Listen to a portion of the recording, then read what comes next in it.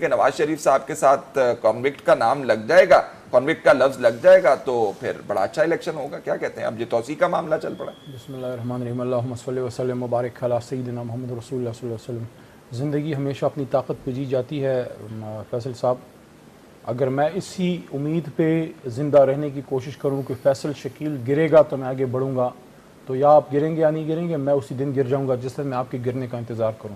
بالکل آپ نے صحیح کہا. تو سیاسی پارٹیوں کی یہ اسٹریٹجی غلط لگی. نہیں، عدالتوں کے اوپر انحصار بھی غلط لگتا ہے. کچھ جماعتوں کی ہوگی. دوسری بات یہ ہے کہ یہ جو توسیع ان کو دی گئی ہے نواز شریف صاحب اور اپنا اسحاق ڈار کو، یہ ان کا بحیثیت اپنا ایک اکیوز کے ان کا حق ہے.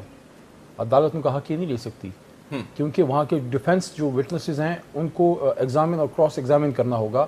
ہر وٹنس پہ کم از کم گھنٹہ 1 ڈیڑھ 1 2 1 لگ رہا ہے.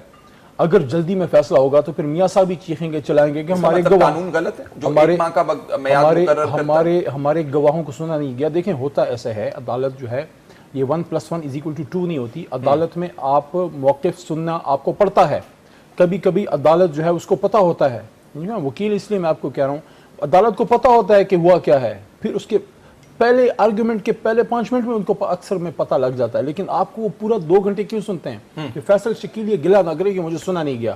اب اگر یہ توسیع نہ دیں، میاں صاحب کہیں گے وہ جناب کینگرو کورٹس ہیں، اور جناب یہ تو نورمبرگ ٹرائلز ہو رہے ہیں جو سیکنڈ ورلڈ وار. میاں صاحب یہ باتیں نہیں کہہ رہے، وہ کرتے رہے، لیکن عدالت نے اپنے انصاف کے تقاضے پورے کرنے. اچھا دوسری بات، آج سولنگی صاحب نے بہت مزے کی بات کی ہے، وہ اردو میں اس کو ترجمہ کیا ہے جو انگریزی میں ہے کہ graveyards of the world are full of indispensable people.